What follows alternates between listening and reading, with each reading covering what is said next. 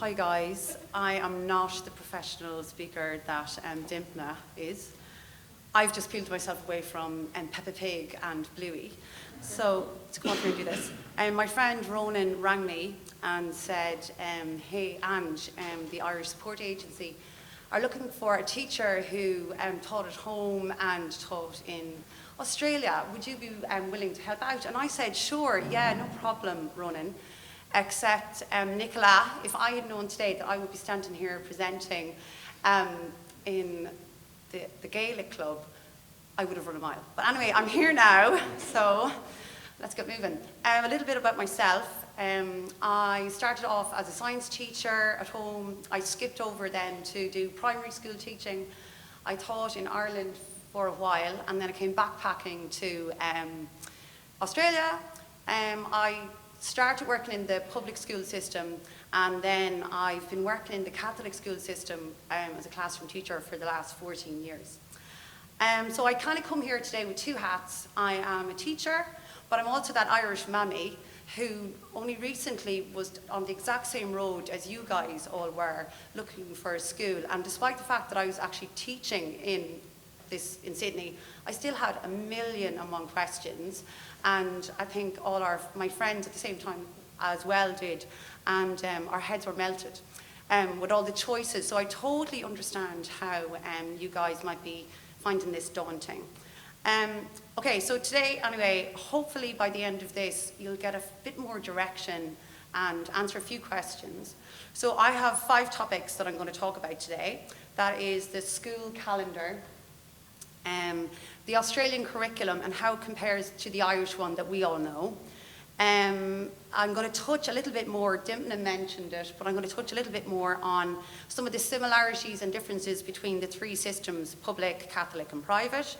In that I will touch on catchment areas, fees, class sizes, and a little bit about the enrolment procedure and kind of, you know, what you need when you rock up to the school to enroll your kid, which is another minefield. Then I'll give a little more insight into religion and what goes on in the Catholic system and how it's similar or different to schools at home. And then finally, I will talk a little bit more about the before and after school care. Right, so let's get cracking. The school year, school calendar starts in January, so you're just finished celebrating Australia Day. You can start dusting off those school bags and shiny new uniforms, and it goes all the way to the end of December, last week or two. It's broken up into 4 distinct terms, and each term is a 10-week block, and then you get a 2-week holiday, which I used to love as a teacher. I'm not so happy about it now. I've got 3 kids during school holidays, but anyway. As well as that then, you've got the main summer holidays are in December, January, and we get 6 weeks, as opposed to the old June, July and August in Ireland. So I think somebody emailed into Nicola and asked about going home and how, when the kids start school, how are we going to get home? So I think you have, and I stand to be corrected on this, 10 days that you can take your kid out of school for. I think if you go over 10, you might need to seek permission from the principal. So how that might work is with the 2-week holiday, you could take the last week of one term, the 2 weeks holiday, and then the first week of the next term, and you've got a good month to kind of go home and you haven't broken any laws. So that's the school calendar. The next thing then, I think that's everything on that. The next thing then is the Australian curriculum, a little bit more about it. And I know that there's some families here who are here for a couple of years in Sydney or Australia, and then they're thinking of eventually, ultimately moving home. And the big question is, how is my child going to slot back in to the Irish system? So the great news is there's more similarities between the 2 systems than there are differences. Obviously, Irish is an exception, but same subjects are taught. You're talking English, maths, the creative arts, music, art and drama, They do science here, science and information technology. They do science and information technology in Ireland, geography and history. And even when I left Ireland, when I was teaching there, like when I was in school, we did, the rivers, the lakes, the mountains. Geography and history in Ireland had changed at that stage too. The kids were mostly exploring. They were doing geographical skills and history skills that will transfer globally, really, wherever you are in the world. And you were very much looking at, learning how to look at maps or looking at your area. So that's geography and history. And then, of course, you've got PE and in Ireland, and personal health. And in Ireland, I think it's called SPHE, so they're looking at well-being. And then in Australia, I think it's called PDHPE. So as you can see, there's huge similarities between them. So to answer the question, how would they slot back in? I think pretty seamlessly. It should be okay. And then some of the vocab is different. So another major difference between the systems is when you go to Ireland, your kid generally has junior infants and senior infants, so that's kind of 2 years. Whereas in Australia, it's just 1 year. You've got kindy. So they kind of do a lot in kindy, but Dimna has explained about the age difference as well and why there's such a range in ages in the Australian system. After that then, the systems are again pretty much a mirror image. You've got year 1 and year 2, which we would know as first class and second class, and that's called stage 1. Then you've got year 2 and year 3, year 3 and year 4, and that is called stage 2. So your school might be using this vocabulary, and this is what they might be calling it. And that's obviously your that equates to your 3rd and 4th class. And then you have year 5 and year 6 called stage 3, and that's your 5th and 6th. So subject-wise, what are they doing? And it's kind of universal because it has to do with the cognitive development of the children. So obviously, in the lower years, you are learning how to read, and that's what they're doing in Ireland. And then as you go up the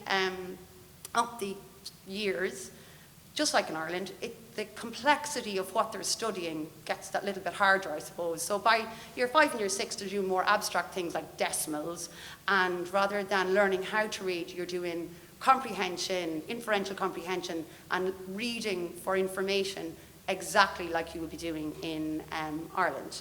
So that is the Australian curriculum and how it kind of compares to the Irish system. NAPLAN, sorry, third one. NAPLAN, in Ireland, we don't have state exams, but in Australia they have a state exam. And what they're being tested on is just literacy and numeracy, and that happens in year 3, again in year 5, in year 7, and year 9.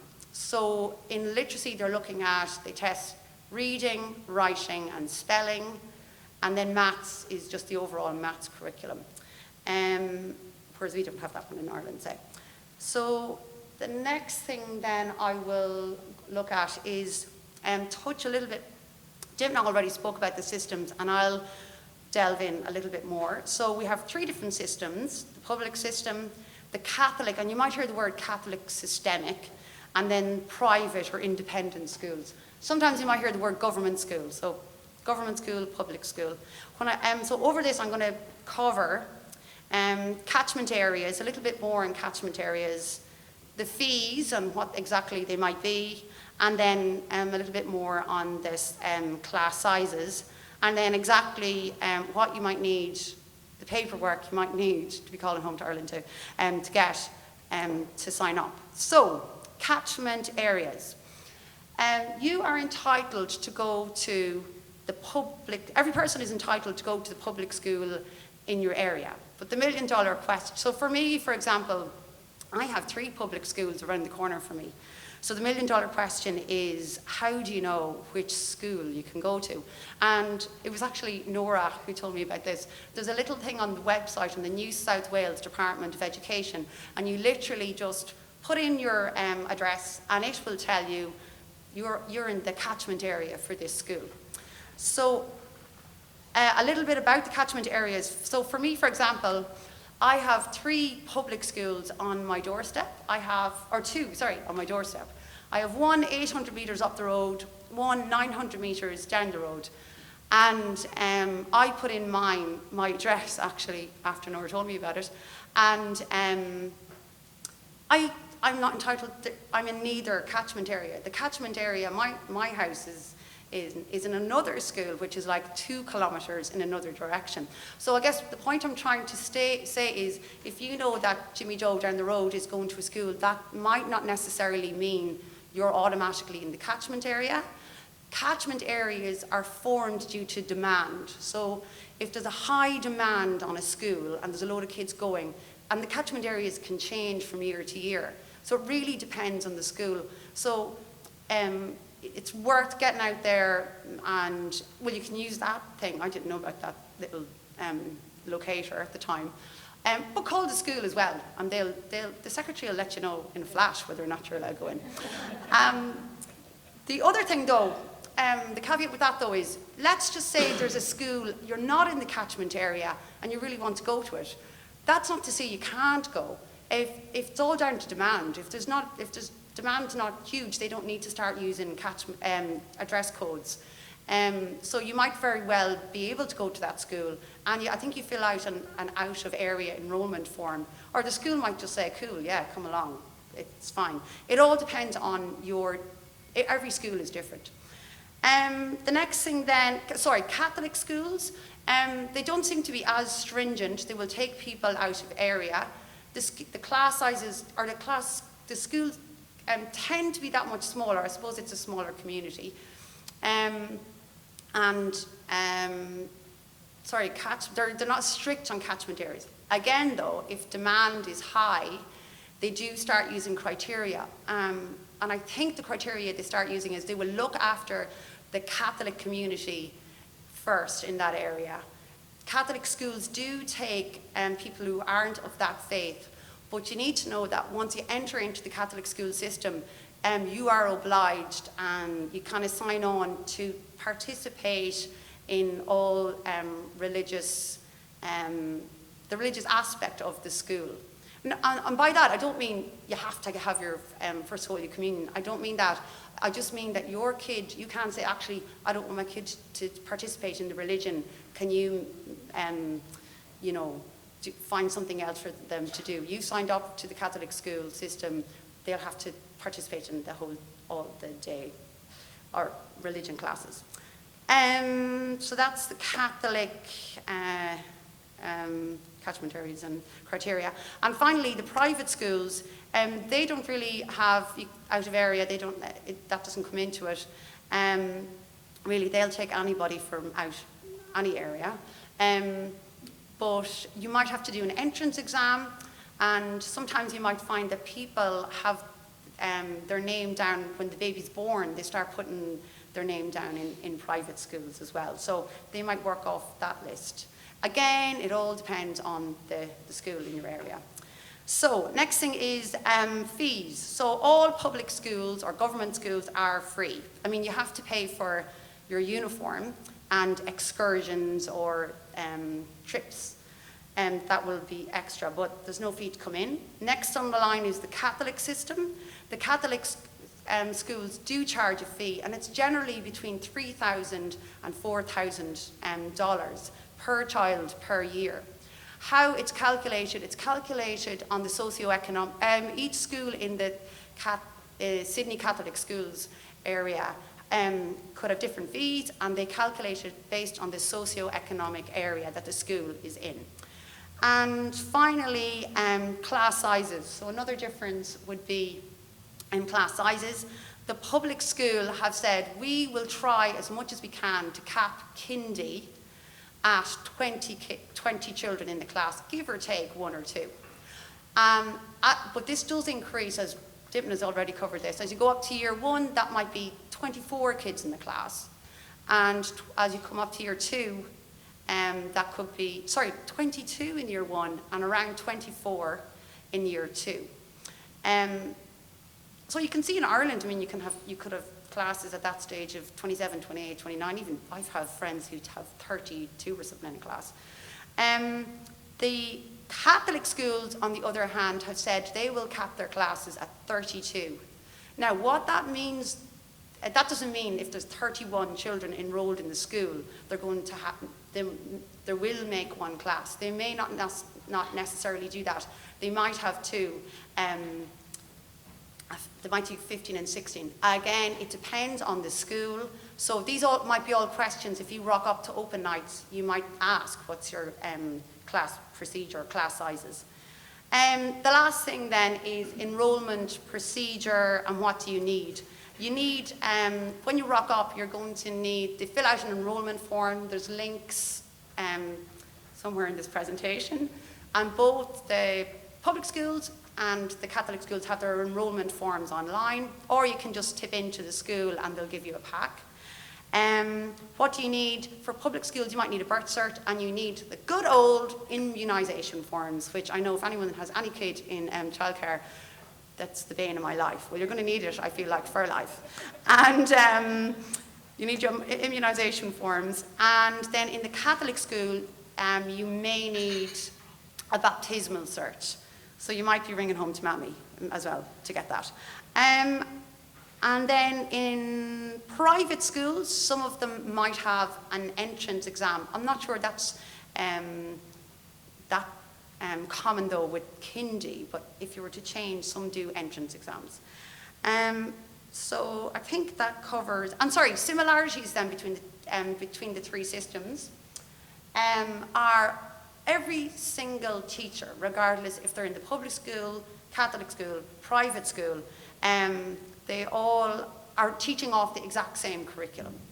And the other thing is all teachers have to do an accreditation to keep our professional development up to standard. And every teacher is accredited by the exact same Australian body called NESA. So I think that's everything covered in that. Next thing then is I'm going to delve in a little bit more into religion. So in Ireland, we would all have done the normal subjects, and we would have all have done as part of the schools religion. That doesn't happen in your public schools here, but in the Catholic schools, Catholicism underpins everything in the school, and it's very closely linked to your parish.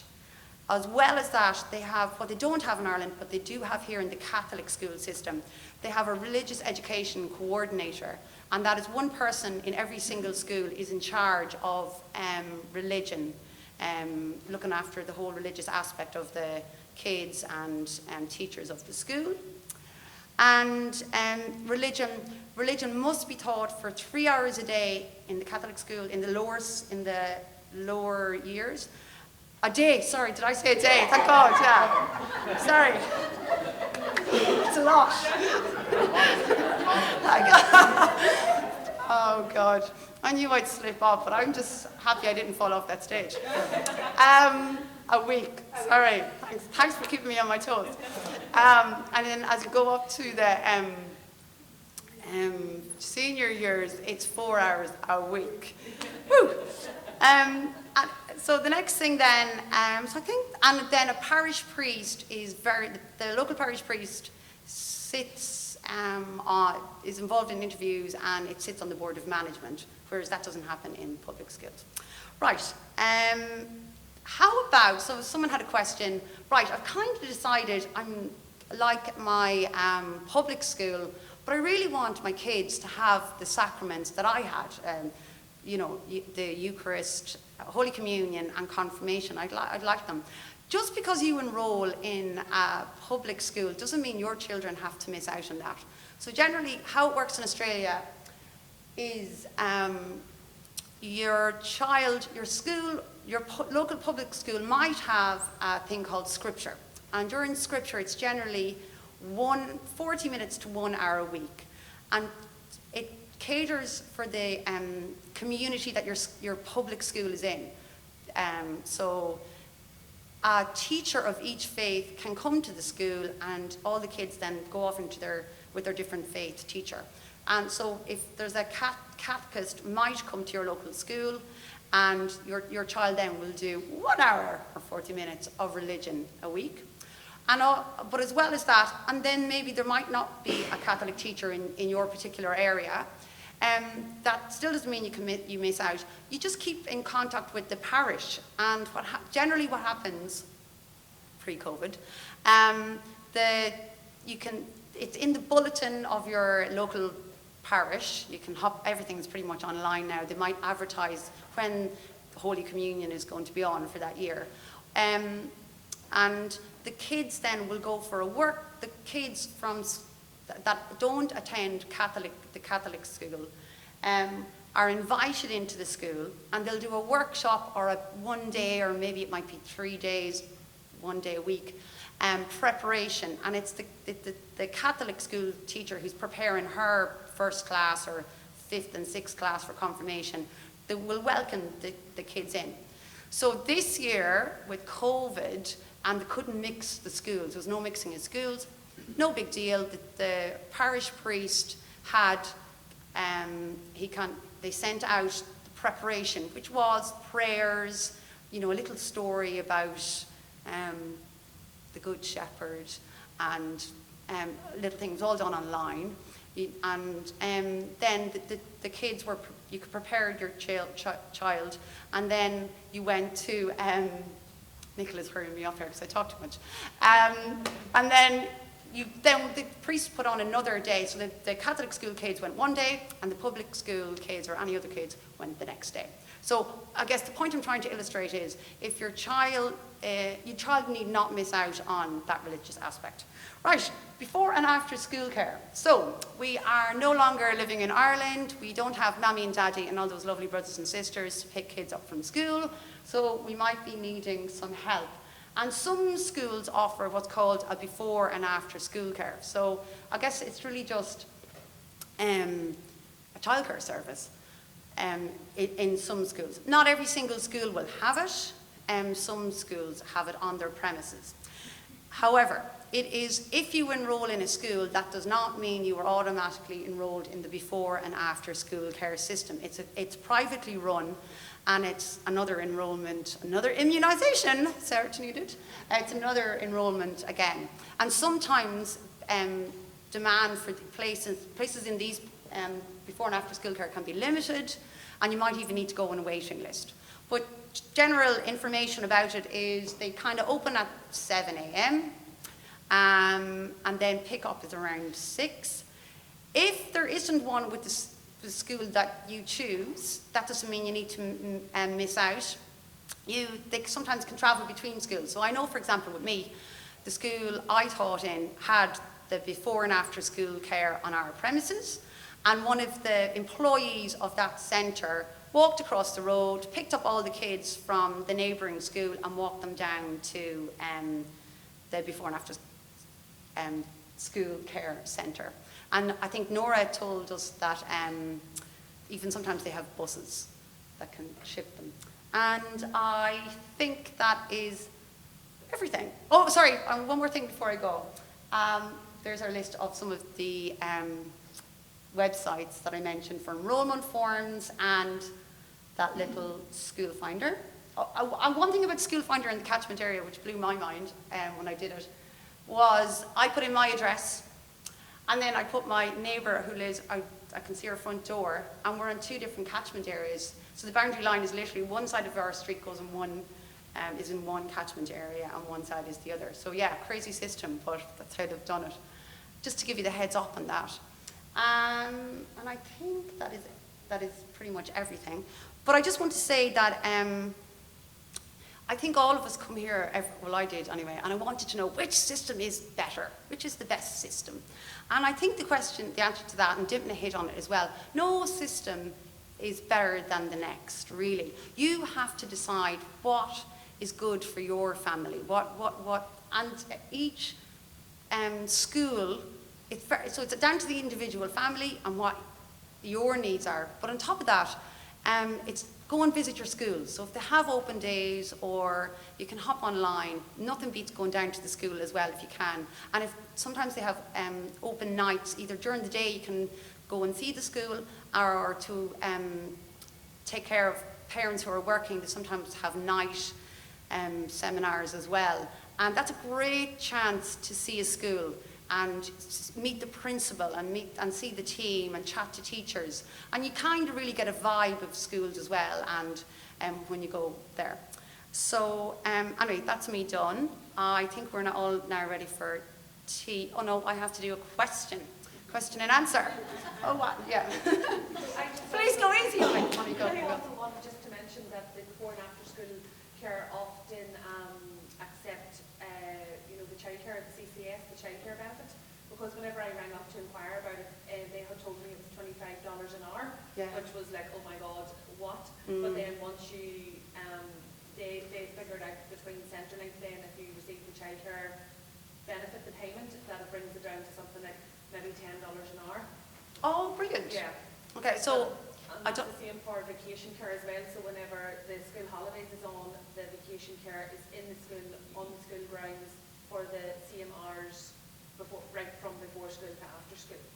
Okay, so they accept the childcare rebate. Oh, childcare rebate, yeah. So I'll just say that, rephrase it for the people online. So all childcare centres accept the rebate, is it? Yeah, most of them do. Yeah. And for vacation care? Yeah. Okay, so it's worth looking into that then when you do it. Yeah. Okay. Yes? Hi, I've got a question about enrolling for attending. So 20 doesn't seem a lot for public schools. So what happens if your kid can't get into the 20? And is the enrolment only once a year or when is the enrolment date? So if it's 20, well, so you mean if they have 21 or 22? Or even if 25 people want to go to that kindy public school. I actually... yeah, it does. I think they try and keep it in and around 25. Donnie, you might know the answer to that. Do you know that? What if 25 people enrolled? Yeah, they can change the number of teachers round, and if the number of kids go up across the school, they get an allocation for an extra teacher, and they'll divide the numbers evenly from K to 6 to allocate that teacher. So usually if you're in the area, you get them. Yeah, And there's obviously more than one class. Well, yeah. Yeah, it could be 5 or 6. Oh, in public schools you could have 5 classes. Yeah, so, yeah. Sorry, a little further on. If your child attends public school from year 6, Yeah. then when they go to high school, would they get into a Catholic high school, or would they not get into it because they went to the public system for the primary school? Yeah, great question. So the question was, if you have attended a public school the whole way up, but you want to go to a Catholic school, which happens a lot for the high school, are you guaranteed, or... Is there a chance that you will be turned away because you didn't attend Catholic from Kindy to years? Yeah, I don't think so. I think, again, it'll probably be down to numbers. If it's a Catholic school, they cater for the Catholic community. So that's why it might be handy to have the old sacraments done, top tip, and which is easily done. But no, I don't. Yeah, I mean, to be honest, what does happen a lot, and Dimpna said some boy, she took some people moving. I guess if you're, what some people do is come that year 5 and year 6, they're feeder schools, and people asked about feeder schools. So you could have a primary school affiliated with a secondary Catholic school or independent school. And people do sometimes move their children in that year 5, year 6 to guarantee that they'll definitely, if you're gunning to get into that particular high Catholic school, yeah. Again, it's all down to demand, I suppose, really, and their criteria. But, no, but looking at it the other side, it doesn't mean they won't get in. Yeah. They won't go get it. Yeah, exactly. Yeah. And I have also found on that note that we can also play the diversity card a little bit, because schools like to have, different nationalities, different cultures. Yes. And you can also play the "Well, I'm Irish" card, and like, oh, well, we don't have, although it's a Catholic school, their students may not all be, Irish or of Irish heritage. Yes. So you can play that card a little bit too. That's and good. like, oh, Irish. Yeah. Some diversity in the school. Yeah. Sorry. Kind of related to that, if you want your child to go to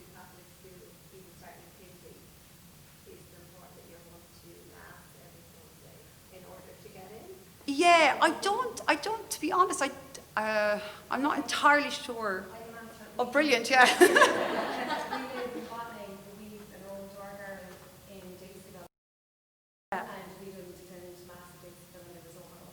No Yeah. issue at all. I think it just depends on your parish. Yeah. Do you know what? And I've heard different stories. It might depend on your parish priest. Yeah. Yeah. My daughter to go to Randwick, to Alton Randwick, and with that, we had to apply to the priest and to the schools because, well, especially because of COVID, there wasn't a panel whenever you did your training. We had cut down how often you go to mass, what mass you go to, what class you're in, and how you will update your Well, attendance. Yeah, I've heard that. Forum as well, and I just thought that we were in a different parish, and apparently they can contact the parish priest and bond, there was no issue at all. Yeah, And he said that they're all in contact with each other anyway. Oh, right, It okay. just depends on WhatsApp when- group. when- Not you group. Yeah, I think it very much depends on the parish priest and how much of a, yeah. Yeah. Hi, yeah.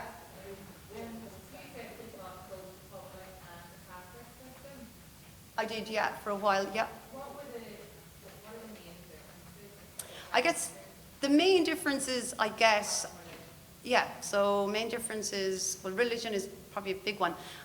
Sometimes the schools, so like the public schools can tend to be much bigger. Like you could have 5 classes of kindy in a public school. Generally, the Catholic schools you have 1 or 2 streams is one difference.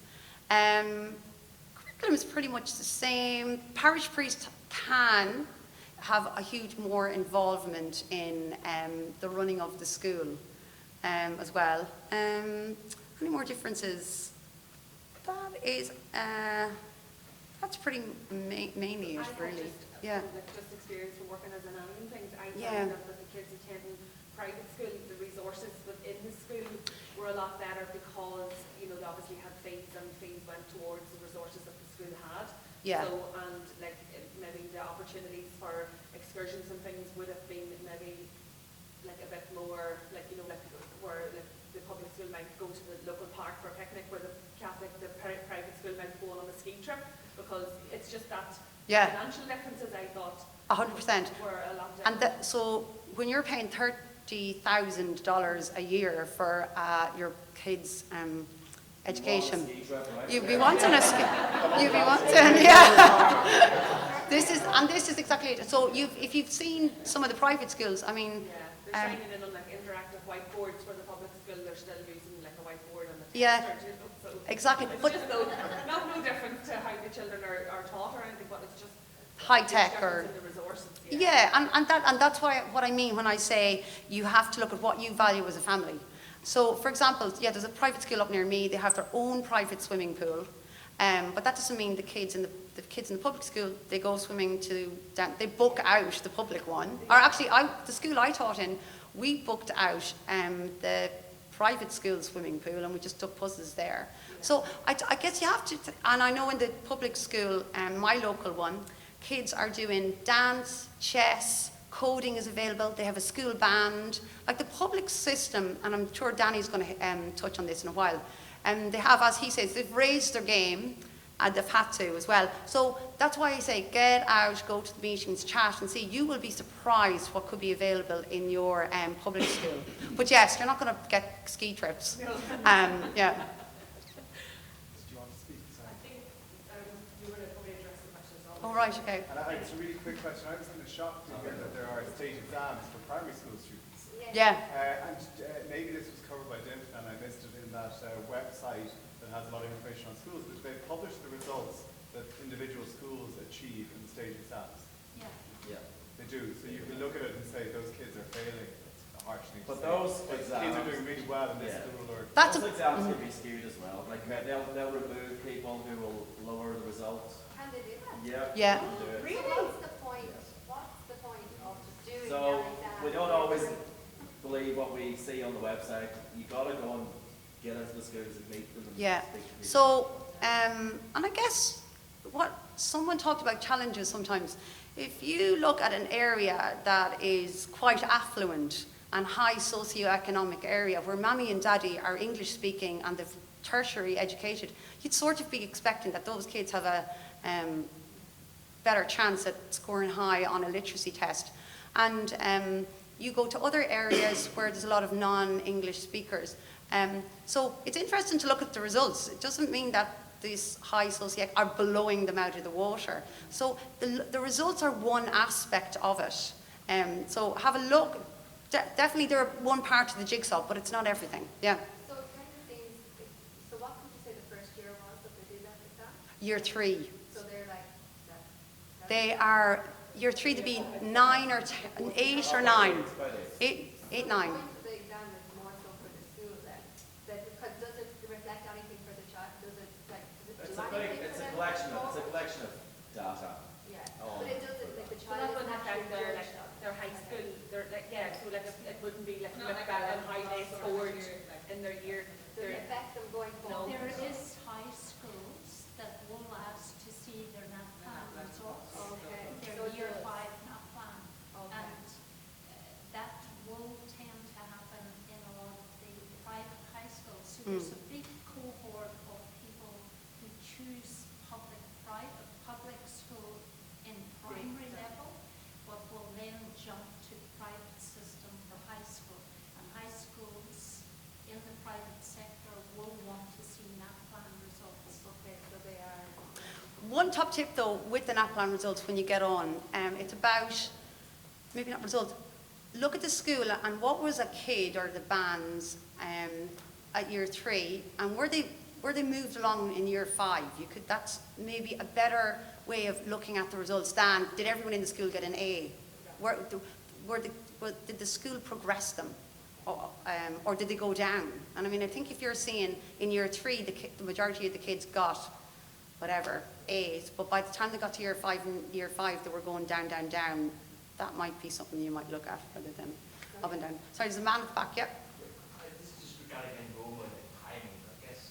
Oh, yeah. That are they, I know this is depending on the correct age, but then are they already, like for example, where children go on the waiting list and, you've got 6 months of, whether homeschool kid or cases such as that, where Sorry, what was the question? The children go on waiting lists, sorry, and so this is regarding enrollment. enrollment, yeah. So this is, if you're born in age cases or between, 4 and 6. If you're between the ages of 4 and 6, can you enroll, is it? No, so on each cases where the enrollment is every year on, I suppose, on Ju- Is that the cutoff? That's the cutoff, yeah, July 30th. Yeah. So, are there any children being left behind, for example, that missed the enrollment date, for example? Oh, what happens? Oh, yeah. No, every single public school has got to accept. I think you can rock up to a school the day, I pretty much think the day school starts, and you can say, I want to enroll my child. So if you're asking, oh, when was their enrollment procedure? And you can probably see them out now. A lot of the schools are advertising enrollment for kidney is happening in the next week. If you miss that, I think you can still go into the school and enroll. It would affect the capacity of the farms. Generally, they're not that down tight to numbers, I don't think. Yeah, and again, I think if you're in the catchment area, they're obliged to take you. Yeah. Okay. Regardless of. COVID, and then I guess the Yeah. But that's it. That's everything. Yep. Yeah, we're just going to take a break for A 5 break, minutes, yeah. and then we'll take more questions. Each session will have questions, so you'll have plenty of time to get questions. Sorry. Yeah. So, take a break for 5 minutes, guys.